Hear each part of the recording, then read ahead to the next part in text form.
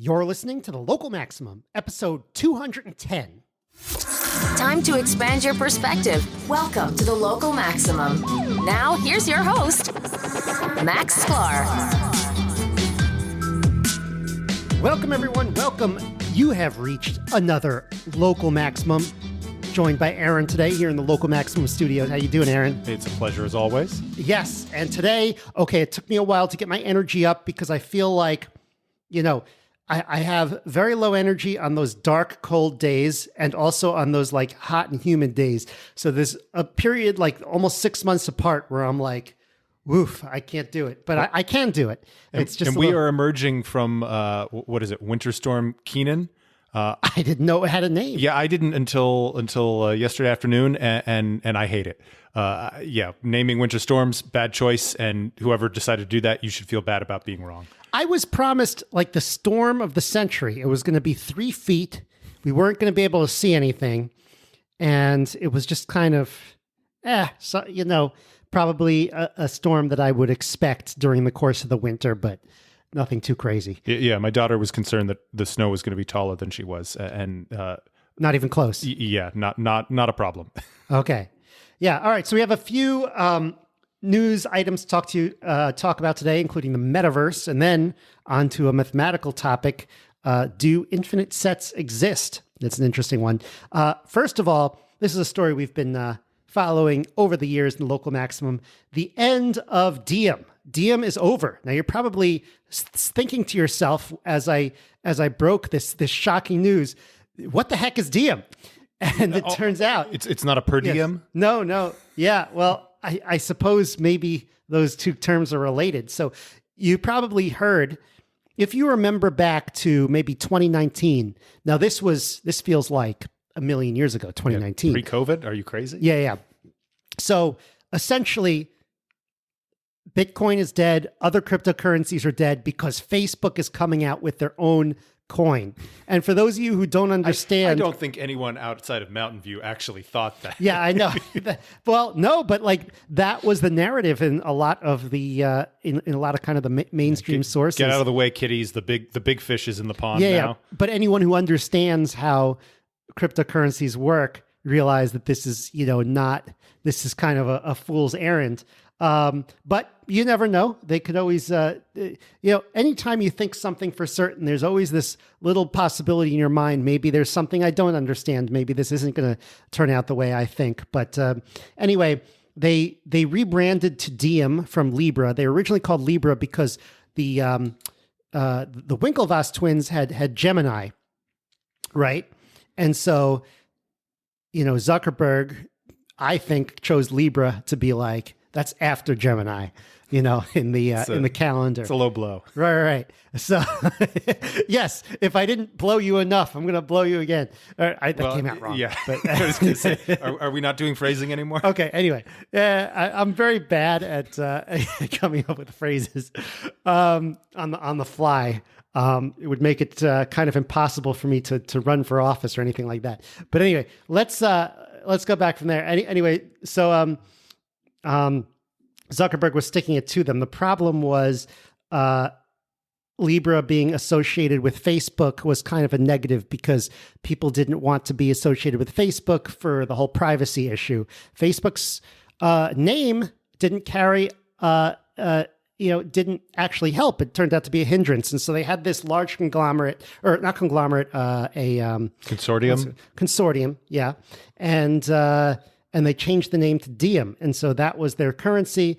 And then the question is, has it failed completely or did it just hit a roadblock? Well, this is from the Wall Street Journal. Facebook's ambitious effort to bring cryptocurrency to the masses has failed. The Diem Association, the consortium Facebook founded in 2019 to build a futuristic payments network, is winding down and selling its technology to a small California bank that serves Bitcoin and blockchain companies for about $200 million, a person familiar with the matter said. Now, $200 million seems like a lot, but it's a small amount for these folks. So I don't know. that sounds pretty unequivocally dead to me. I mean, I don't know. That's about as dead as you can get. They could always try to breathe more life into it, but I don't foresee that happening. Yeah. No. So two thoughts. One, before we move too much further, I'm going to reach back to my my astrology here. Yes. And it did not occur to me until you were in the middle of saying that both Libra and Gemini are actually very apt names for these. Gemini, because they were the twins. Okay, I actually know nothing about these. So that makes sense for the I'm blanking on their names now. The Winklevoss twins. The Winklevoss twins, thank you. Tyler and Cameron. And I believe Libra was the scales, which if you're talking about Wait. Hold on. Gemini are twins? Yes. I didn't know there were twins on the in the zodiac.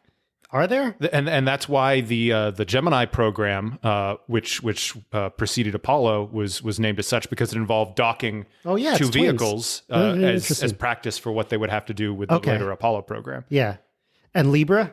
And so Libra, I believe, is a scale, which if you're talking about a stable coin, but might seem like inappropriate. I would have to imagine that they had people on their team who thought this all through, and it wasn't just a happy accident. But it only just occurred to me. Okay, yeah, no, that's very interesting. I don't think it was an accident. I think it was purposeful. Yeah, the dig at the Winklevosses is just a happy bonus, I think, for Zuckerberg on top of that. Yeah, I think. I mean, it seems like how could that possibly be an accident? That's like / they knew, right? So look. This is one of those times where I get to say, we told you so. In episode 72, when I had Miriam on the show back in the Foursquare office, we predicted this failure. And then in episode 139, we did an update on Libra languishing, and we're like, almost told you so. Now it's definitively, we told you so on this one. It took a while. I was going to ask, do we have any records from the tech retreats in our predictions specifically about Libra?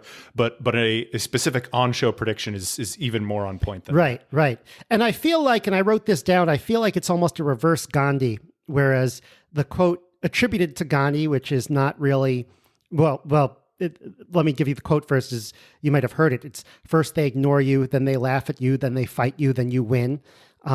And I looked it up. I actually think it's a paraphrase of a letter written by him, so that's actually not so bad. But this is almost like first you tell them you're so big and powerful that you can't lose, and then you languish, and then you lose. It's a reverse Gandhi kind of a situation. So this happened. One comment that I saw. I don't think it was a comment. I think it was something that was written in a media article. It might have been the New York Times or someone like that.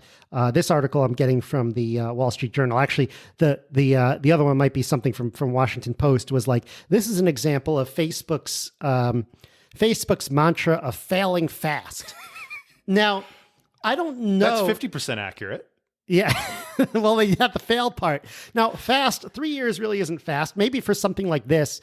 Maybe you can argue, hey, this was such a moonshot, and they have to do a lot of these to get one that finally sticks. And then it's a $1 trillion market, and they maybe it was a good risk. But I don't think so. I think that they could have seen this coming from the beginning, and I actually think it was a misguided attempt to follow the trend, which was they see all these coins coming out. There weren't NFTs then, but they're like, oh yeah, cryptocurrencies, coins. That's what we have to get, folks. Let's get me some coins. And then they put this together, and they did it to impress investors and impress management, who apparently were not impressive enough to see through this. But I think that a lot of tech management gets into this. I love ripping on tech management in general on this show, but they get into this thing where they have to follow the trends. And I think many times, like that kind of, you never really, sometimes you do make it big by following the trends. I guess Facebook originally did, but oftentimes it doesn't work out the way you think it is. And so I just want to say, a couple things before we, and this plays into Facebook's rebranding as Meta, because now they're like, okay, okay, folks, coins are out. Metaverse is in. Let's do this. Yeah. And okay, what is in my mind? This is not politically correct, but I almost have Facebook not being very politically correct. I'm like, okay, boys, it's time for some meta. Drop your coins, take up your meta. Like that's sort of how I feel like it is. But what were you saying? What is Jack Dorsey's other venture other than Twitter? Is that Square? Yes. So I feel like the way they went in on this and put their name all over it. Well, now it's like Cube. No, now it's Block. Well, if when he launched Square, if instead of launching it as its own thing, if he'd instead been like, okay, we're bringing Twitter Cash and tried to like launch it inside that ecosystem, I think A, people would be like, what do I need this for? And B, right. It would feel like a weird overreach.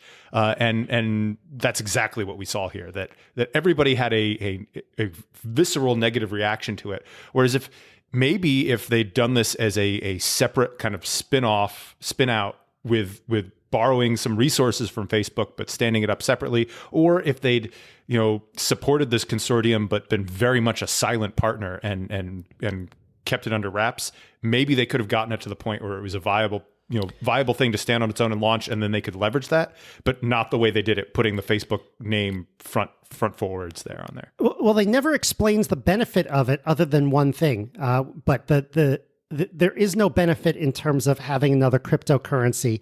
It doesn't provide any service that Bitcoin or Ethereum or anything else doesn't provide. And there are already stable coins out there, GUSD, Gemini, not needed.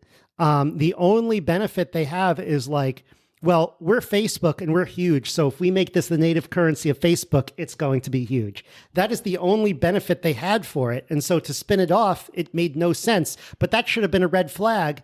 Well, I'm sure they pitched it as well as like, we're going to make the barriers to entry so low and even your grandmother can do it. But they didn't, there wasn't anything they delivered on that front that made it a convincing case for them being able to differentiate themselves. Yeah, there. I think they never really had a plan, to be honest.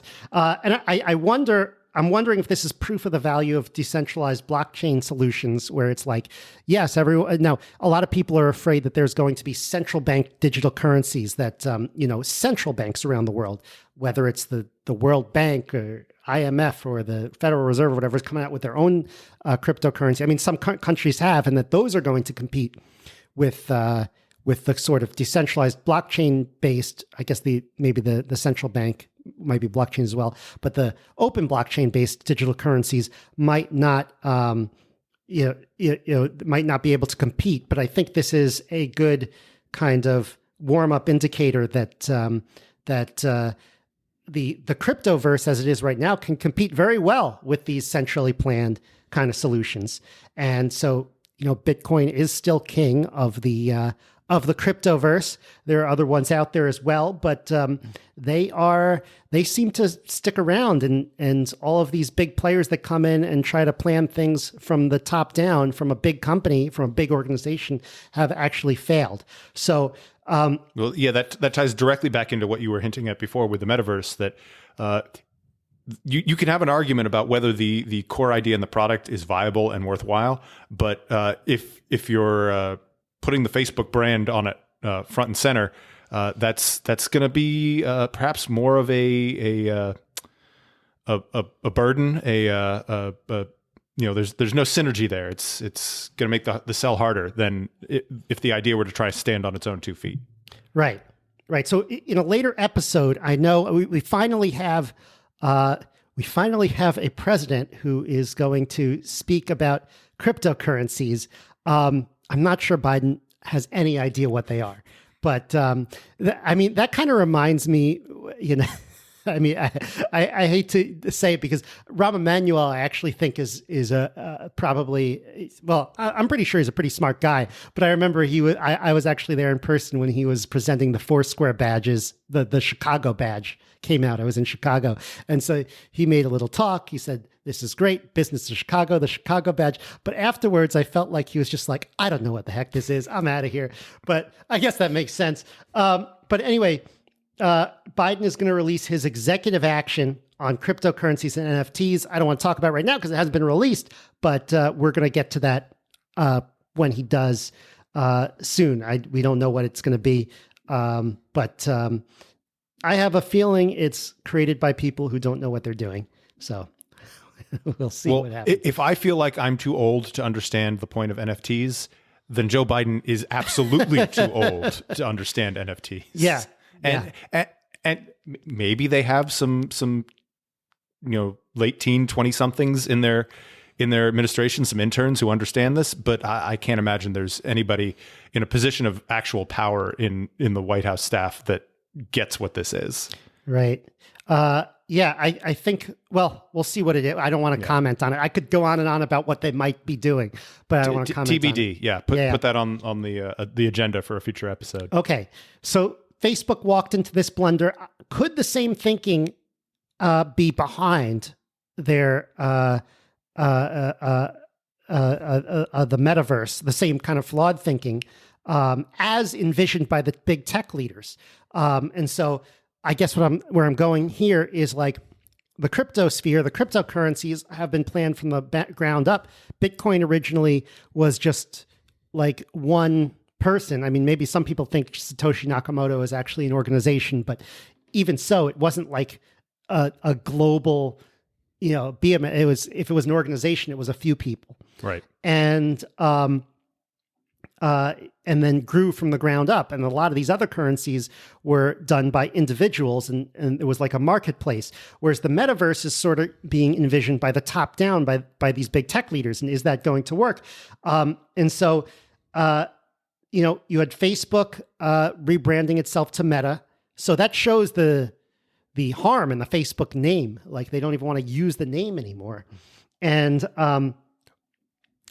so let's talk about what the metaverse. What's it supposed to be? It's supposed to be a virtual reality place where people get together in free 3D. But I'm concerned that metaverse is starting to be just a rebranding of virtual reality, because that's not what I thought it was. That's not what it is in the science fiction literature. It's actually a universe that you go into, or a world that you go into where you interact with people, but there's a semi-permanence to that world. Whereas this is more like just kind of glorified VR, but I don't even know if it's glorified. They say it includes a digital second life as a mix-in, but what is that? Just social media, just your identity online. So I'm sort of wondering where this is going, but Microsoft is getting into the metaverse business. They bought this company, Activision Blizzard, for $70 billion, $68.7 billion. That is a eye-popping amount. So I hadn't thought of that as a metaverse play. Yeah, well, they consider it a metaverse play. Now, this company does not have VR software, but they do have Call of Duty, World of Warcraft. These are massively multiplayer games. What's the acronym? I think it's MMORPG. Yes. Okay. I can never pronounce that. MMORPG. I don't think you say the acronym as the letters. Okay. Massively multiplayer online role-playing games. So maybe this is the idea where, if you turn that into a virtual reality version, that's more of a metaverse type situation. But again, it's more virtual reality. So I would see the bigger battle between Microsoft and I was going to say Facebook, but I'll play along Meta here.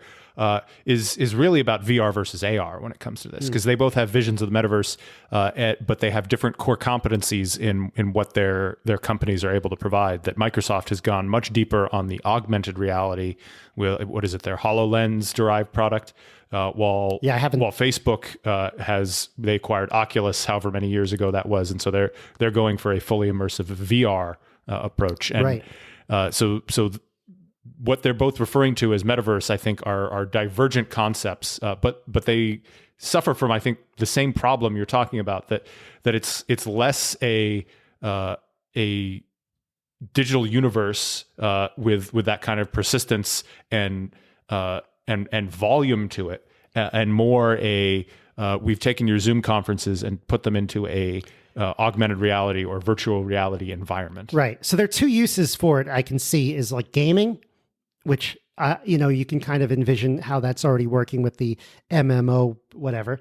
And the second one is 3D meetings. Like, who wants that? I feel like... Well, so there's a hybrid of that that I think actually works pretty well. And I haven't done any VR, so I don't have direct experience with this, but I've heard really good things about the VR version of I think it's Tabletop Simulator, which allows you to bring people from around the world into a virtual room and do something literally like play a board game or a role-playing game around the table.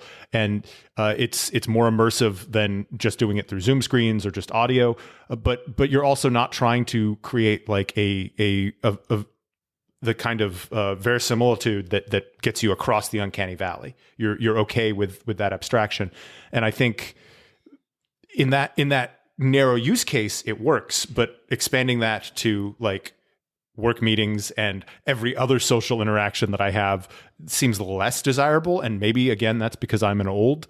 And the kids these days, you always brand yourself as old. I feel old. Well, I feel old because I don't get the appeal here. I think what they're pitching is there's little value, not zero, but a lot less than what they clearly see in it if they think they can make that much money off of it. Well, the problem is you call yourself. You don't even call yourself old. You call yourself an old, like it's a noun. But the people who are pushing this and coming up with this, they're even older. This is true. Yeah. And so, I have no faith in them being better touched there. No, if anything, like it's by accident. I mean, it's Mark Zuckerberg who's my age and the older people that he hired, and I feel like it's basically just a bunch of middle-aged men trying to play out their fantasies of what being a tech god will be like. Well, right, and the stereotype is that back in the 2010s, all the high school and college kids got off Facebook because that's where their parents were, right. And fled to I guess first Snapchat and then TikTok, and I don't know what the next thing is. It's probably something so cool I haven't even heard of it yet. But you're not hipster enough. If they've already fled the platform, I can't imagine this is going to bring them back in. Right. Right. No, it'd have to be a new platform. One comment that oh shoot, I don't even have the person being quoted, but this looks like. It's an official at, I should probably look into who was actually writing while this. You're looking for that. Yeah. I think a even more simplified assessment here is something that you were talking about before with the crypto, not in terms of decentralization versus top down, but in a kind of follow the trends approach here, that Facebook and Microsoft feel like they were caught off guard by Zoom somehow coming out of nowhere and winning the video conferencing market during 2020. And so they're seeing this as a way that they can kind of recapture that inertia. And I think it's a flawed play, but that's what they're going for. They want to be able to dominate that market. That if they're going to be people sitting in front of screens, talking to other people sitting in front of screens, they want those people to be doing it in their walled garden. Right. But or at least looking through their window so that they can collect data and serve advertisements to them. I think that the Zoom example is another example that is in some way related to the cryptocurrency example. I understand like Zoom is a centralized company, but it's also started as its own startup,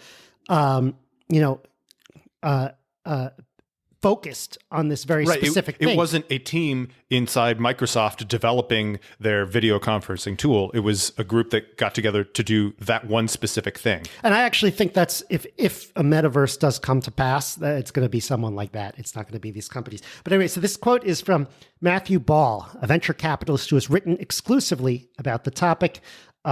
This is from the New York Times article recently about it. Said, the metaverse represented the fourth wave to computers, following mainstream computing, personal computing, and mobile computing. It's moving into what people call ambient computing, he said about the metaverse. It's about being within the computer rather than accessing the computer. It's about being always online rather than having access to an online world. Now, does that remind you of anything, the term ambient computing? Because I believe I had that term passive computing say, locked what up. could you possibly be hinting at? Yeah, no, it definitely has some solid echoes there. Right. So my passive computing thing, and these ideas, a lot of them come from Dennis Crowley, but it's more like, having your, it's not just about, whereas ambient computing is things being within the computer, but passive computing is being like your computations happening without your needed input. Like it almost, it anticipates what you're going to need. That's a part of it.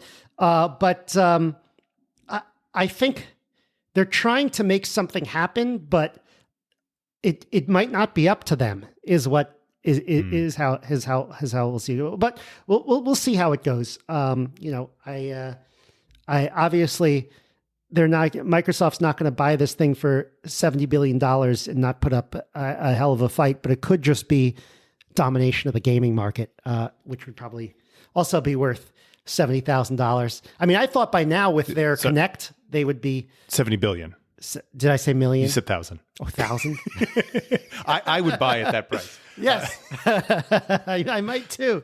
I think the other thing we skipped over because we jumped right to the implications for the metaverse. First of all, by the way, this is not the first time I've got those order of magnitudes wrong. I get them wrong all the time, so definitely call me out on that. It's just a few zeros between friends. Separate from the metaverse implications, if we're purely looking at the computer and console gaming markets, this is a big splash because Activision Blizzard was a quote unquote independent developer. And now that they are being brought into the Microsoft stable, that has some people worried about kind of parity across the market for releases on other platforms. So Microsoft obviously has their Xbox line of consoles, and a big deal in the console market, especially when it comes around time of launching a new console, is who has exclusive games to their platform. So I don't know that Blizzard Activision has been under contract to do any exclusive games for Sony and the PlayStation platform that have yet to been released. But it sounds like they have confirmed that the next 3 Call of Duty games will be released on both platforms, so that Microsoft is not immediately, at least, bringing that in-house as a Xbox Microsoft exclusive. Right. Which, I haven't played one of those games in probably a decade, and when I did, it was on PC because I'm a firm believer in the supremacy of mouse and keyboard. But those are big deal names in terms of kind of hardcore gamer recognition and revenue for the industry. So that matters, and I think Sony is going to be maybe not quaking in their boots, but definitely considering their options for how they can secure a safer future for their console market. Right. And this is a huge deal. It could take 18 months to finalize. And exactly, like it could just be all about the content for Xbox, but they're saying metaverse as a marketing kind of a thing. Also, I should note there are unverified rumors that Apple glasses will come out this year. That would be a big deal. But again, unverified. So we'll cover that as it happens. So that would be another thing in this debate. All right. I think it's time for the math topic of the day, unless you have something else too. I don't think so. Let's shift gears. All right. So I actually wanted to talk about something in set theory called the Axiom of Infinity. And it, without getting too much detail, it basically says that infinite sets exist. You can have an infinity of things. And there is some controversy about it. And so I just want to talk about why that is. And so first of all, I want to get one thing in the debate out of the way, because in episode 94, I talked about something called infinite ratios, a little bit different from infinite sets. An infinite ratio is when, what's a ratio? If I have a certain number of things, what's the math? Like apples, right? If I have 3 apples and you have 3 apples, our ratio is 1 to 1. 1 to 1, right? If I have 0 apples and you have however many, 5 apples, okay. Right? So the ratio is 0 to 1. But if you reverse that and you're the one with 0, then that same ratio becomes 5 to 0 or 1 to 0. And we don't really have a very good way of talking about that mathematics, but we can introduce an infinite ratio. Sometimes mathematicians formalize this as like the projective line, like you're keeping track of the two numbers. So you just like you could have a zero ratio, you can have an infinite ratio. Now, that is, if you want more information about that, that's on episode 94. That's different from what we're talking about today, because today we're talking about infinite sets. Like, let's think of one, the set of counting numbers. That's a very simple one. 0, 1, 2. Of course, I can't start with 0 because can we take a step back for a moment? Ask me a question. And what is a set? Right. It's just a collection of things. Because I'm trying to visualize this as something I can like draw a circle around. And that becomes difficult when that thing is infinite. Right. So a set is, there is no requirement that you can draw a circle around it. It could be it could be a finite set of finite things. Now you could have a set of things that are, so a set is generally, as a mathematical concept, are a set of like things that you've previously defined or talked about. So, but you can actually talk about a set as if the items in the set are like physical objects, then what you're doing is you're kind of mixing a mathematical reality with a physical reality, which is what we do sometimes. Like if I say, hey, there's a pond out there, I'm talking about the set of ducks in that pond. We can wrap our head around that, but that's not a mathematical object. That's not a purely mathematical object. It's a mathematical construct. There are complications when you apply a mathematical construct to reality and then do mathematical operations and then try and bring it back to reality. Right. But you probably can in that case, because you could say, okay, that could be put to one to one in terms of this set that has 20 elements. So I'm saying that means that there are 20 ducks in that pond. But generally, the items in the set, when you talk about mathematics, are all mathematical constructions, which mean they're very precise logical definitions on how they're created. So one example is numbers. There's counting numbers, and specifically, there's a very specific rule as to how those are created. And the rule is basically you get 0 for free. There are two rules. First rule is you get 0, and the second rule is any number you could create a successor. So you get to 1, you get to 2, so on and so forth.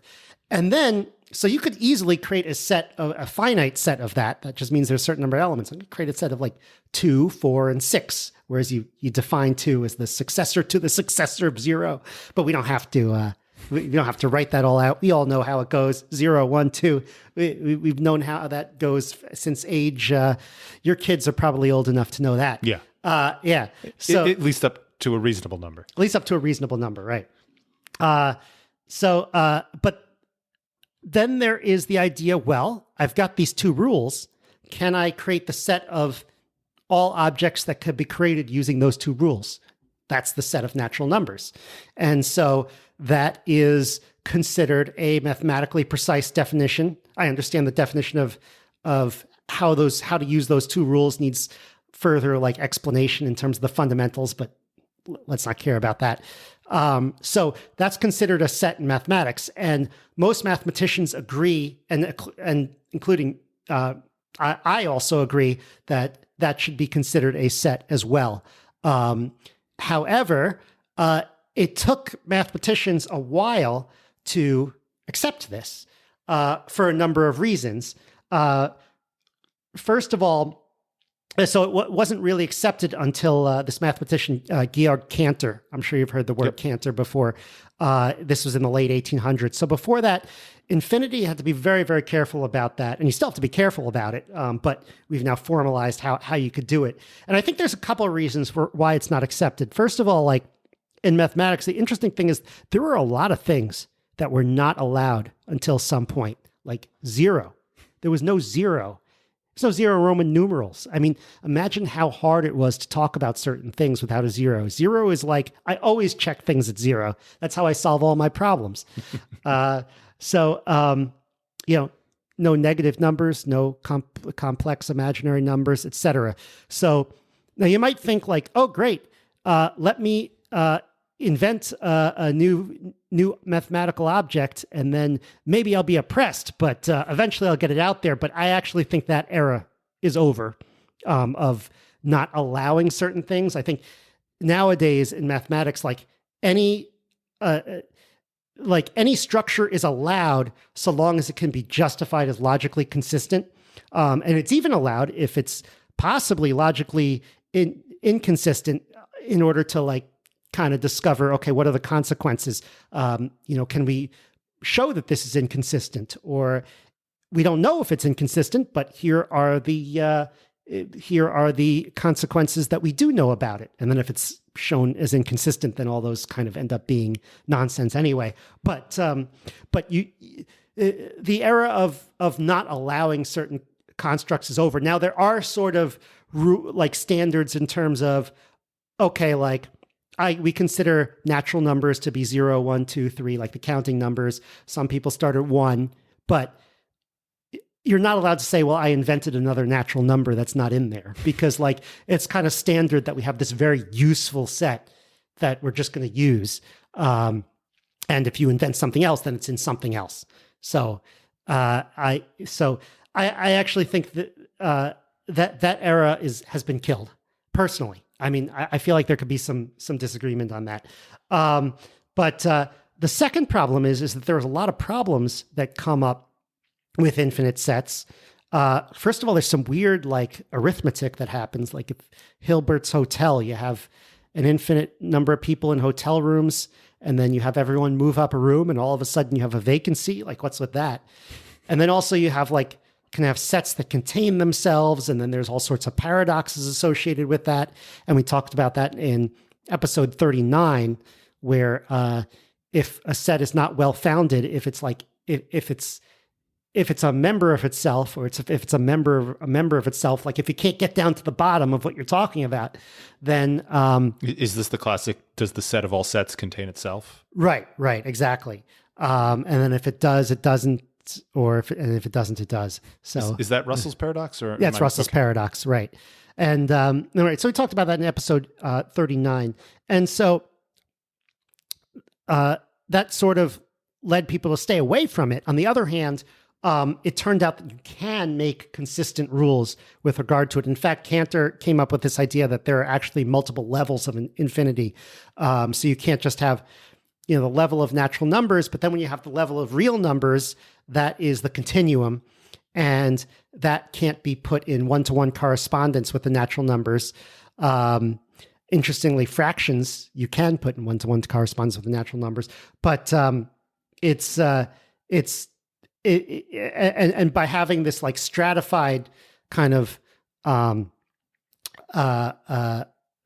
this stratified a system, you could actually get around a lot of the paradoxes and come up with a lot of the rules. But there are some holdouts. Interestingly enough, there are some mathematicians that don't like the idea that you could talk about an infinite number of things. And there are two types. There's finitists.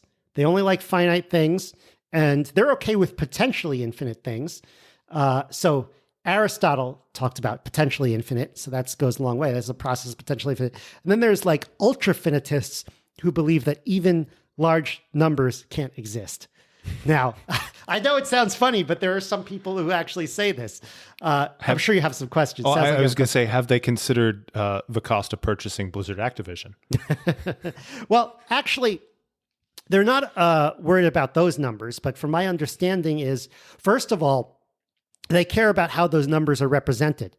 So, for example, the way I spoke about it before, it's the numbers are represented as 0, successor, successor, successor, successor. That's 4.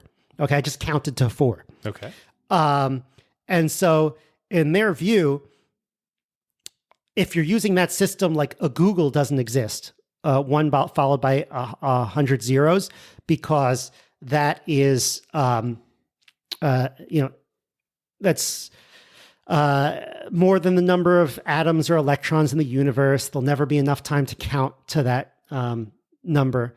And so therefore they're like, well, it practically doesn't exist. So they don't like that in their mathematics, but they say, but if you represent numbers using either the binary system or the decimal system or whatever, place value system, then sure, you could have that number. But in any system, we can construct these super huge numbers like Graham's number, which I'm not going to get into, is you can't get there. So I think that's the argument, but I'm not doing it justice because I'm a little bit. I realize I'm not doing it justice because I'm not a proponent of it. So I'll put it that way. So there's this debate on the topic that I watched with Norman Wildberger, who is one of these finitists who I thought was very interesting. Was this a recent debate, or is this from, I think it's a few years ago. Okay. It's a few years ago. But I can't wrap my head. So they don't like real numbers either. And so, for example, they can't call pi a number. It has to be some computational process. Now, what they argue is, and yes, I agree, maybe on some level, pi is a computational process, because if I represent it on a computer, it's either a computation or some, I could represent it as exactly pi as some ongoing computation, or I could represent it as a kind of approximation. Exactly. However, if you're doing mathematics and you're like, if you're going to consider pi as not a number and all these irrational numbers as not a number, I just feel like it makes mathematics immensely more difficult to talk about and without much benefit, because everything that we talk about as numbers, even if we want to define them underneath as computational processes, that just slows people down unnecessarily. But by that logic, though, is not the number 4 simply a computational process, because it's zero, successor. Right, but it has a finite. It ends. It has a finite representation. I see. Okay. Yeah. And then there's the problem where that they point out that's maybe even more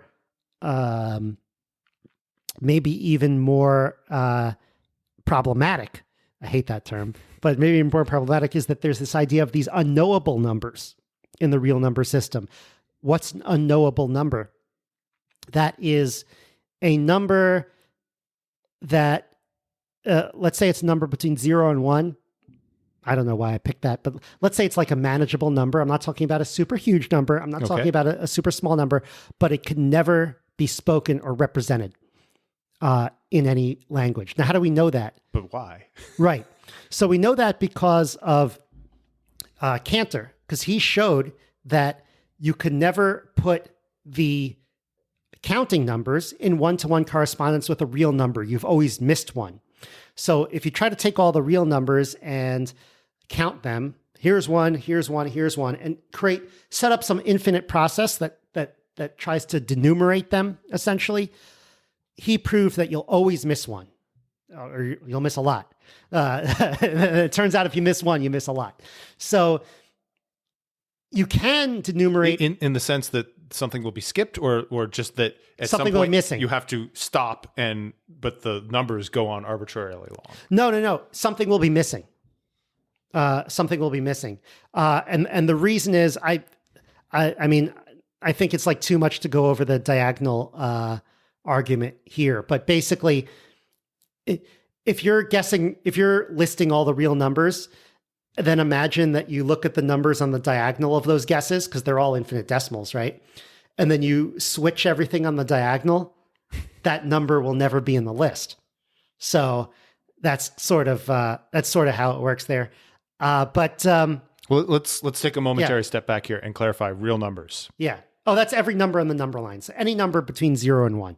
Okay. Right. But not limited to, well, obviously, if we're talking about between 0 and 1, not limited to integers, which when we were talking about counting numbers, those were presumably integer numbers we were using before. Well, real numbers, by the way, aren't between 0 and 1. They're all over the place. But, right. But in our example, all the numbers between 0 and 1 would be real numbers. Right.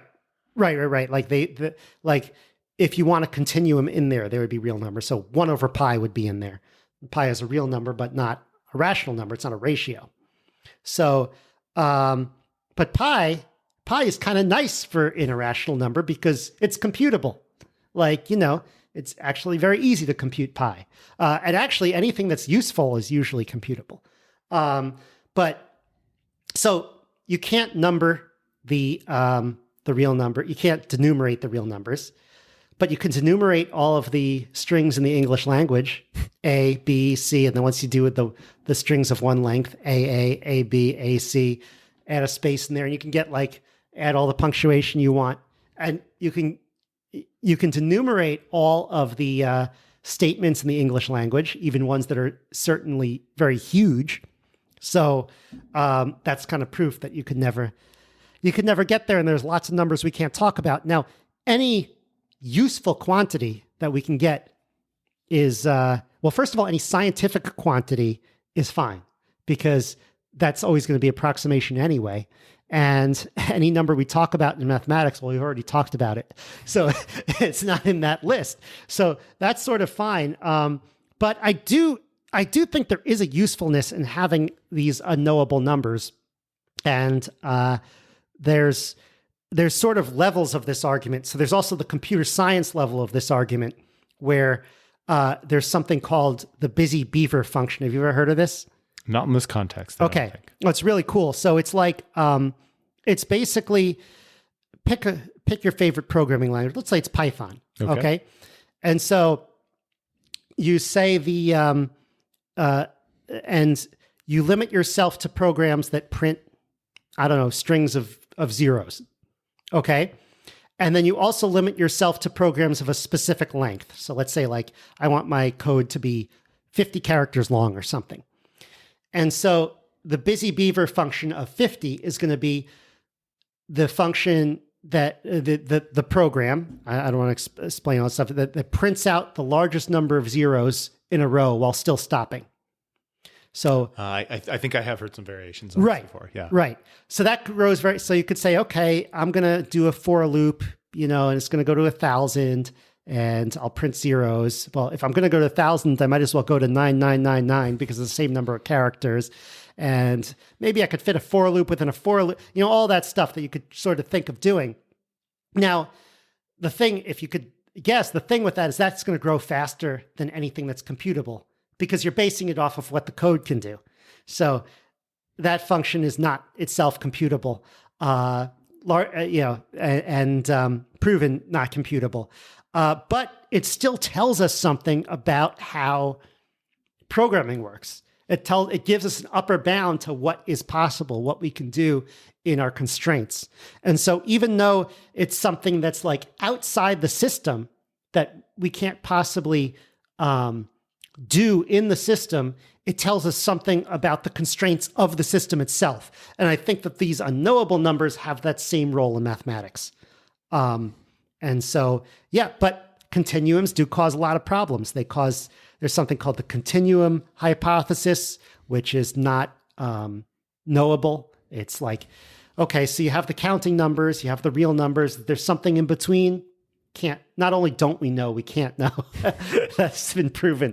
And the Binarsky Paradox, which is in measure theory, which is there's a construction where you take apart the points of a sphere, and then you don't shrink but you kind of you rotate them apart, move them, and then you get a few of them and then rotate them back together, and then you have two spheres.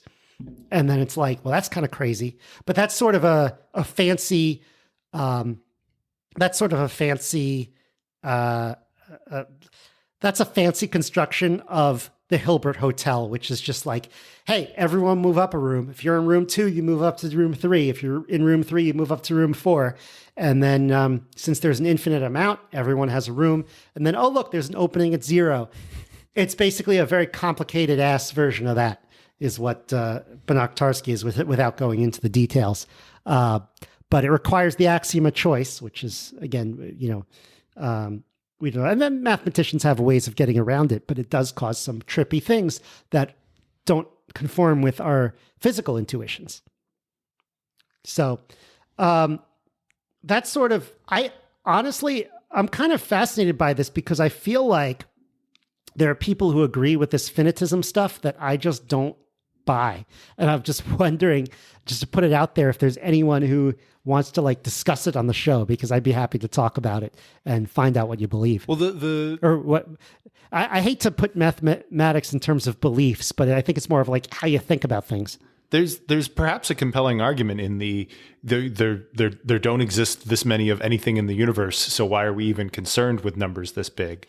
But we're doing so many abstract things to begin with in mathematics already that maybe being able to tie it back to the physical world is not particularly relevant. Right. And they could also argue that anything you do with a computer is not just finitist, but ultra-finitist mathematics.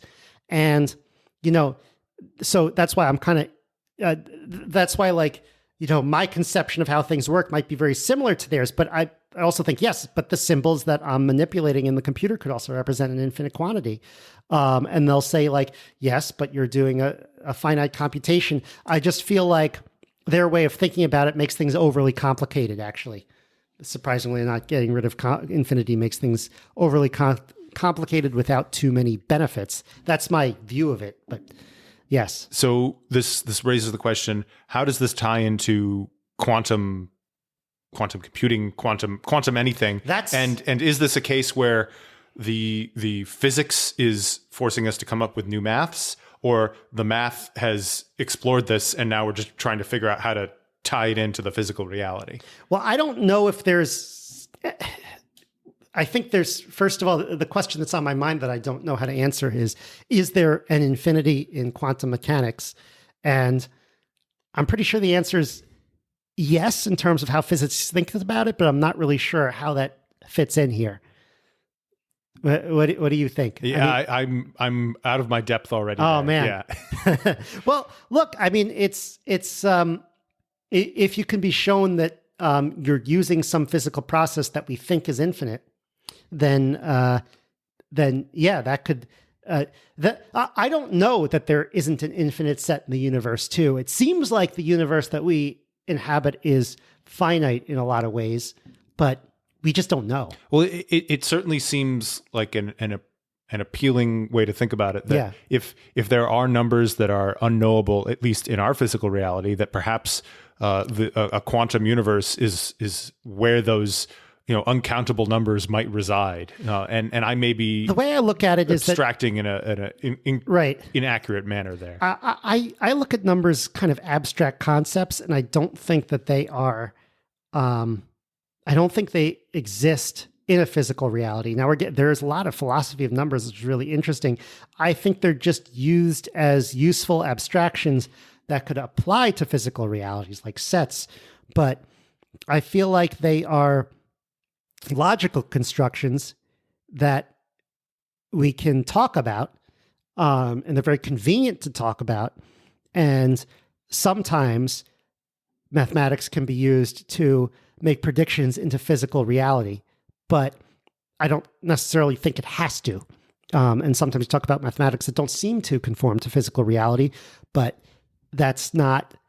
I think that mathematics could be something that is the study of things that can apply to any physical reality that is logically consistent. So, well, I feel like there's been a history of math coming up with kind of weird conjectures and contexts that at first glance just make no sense. Why would you even do that? And then we come up with ways to use that in the physical world later on. I'm thinking maybe some stuff with like hyperbolic spaces and or hyperbolic geometry or things like that was developed long before we were doing some of the kind of stuff in outer space and that actually utilizes that geometry. But so maybe there's something similar going on there with things in the quantum realm. But again, so far outside of my area of expertise that I'm grasping at straws. Right. Okay. So I said my piece on the philosophy of math stuff. Now comes the hard part. How do we tie this in? I feel like Meta has their infinity symbol. Didn't even think of that. Yeah. Yeah. But I was going to ask, how do I use this idea of infinite sets in my daily life? But I don't know if there's an easy sell on that one. Well, I do feel like there's something very interesting about the idea of just coming back to the natural numbers. I created this rule, and I'm going to think of all combinations that I can create with this rule. And I actually think that those systems are the most interesting in mathematics. How could you use that in your daily life? I don't know about daily life, but definitely in terms of just thinking about. I think I think it could be used to like I feel like I'm going to come up with something that's not going to be very good. It could be used as a way to like breaking down a problem. Like this problem applies to all things that are like this or can be constructed in this way. And in fact, the natural numbers are constructed. So that's good because if you're a constructivist, those are people who I only believe in things that can be constructed. One really interesting, and I think I've talked about this before, and I don't want to get into too much now, is the ordinal numbers. And they're constructed, so the natural numbers, like I said, have two rules. The ordinal numbers have one rule. One single rule is that an ordinal number is the collection of all previously defined ordinal numbers. So, okay, I have no numbers that are previously defined, so I could start with 0. I get that. That's my 0, right? Okay. Then what's the collection of all the ones that are previously defined now? Well, it's 0, so the set of that is 1. Okay, what's the set of all previously defined now? That's 0 and 1, so that's 2, and so on and so forth. But then you have the collection of all these numbers, which are natural numbers. You say that entire infinite collection is also an ordinal number. So you go one step up and you keep moving up that chain. And that goes on not only infinitely, but it's so big that it actually doesn't even fit into set theory, which is crazy. But that's the problem with that is that you can't always construct it. So it's not that rule doesn't tell you how to construct it from previously defined things. It just tells you how to define it if you have some set of previously defined things. So very interesting. I'm not going to get into that so much unless you have specific questions. Let's save that for another day. Yeah. So what was I trying to do? I was trying to come up with a theme today. I feel like there's some tie back with the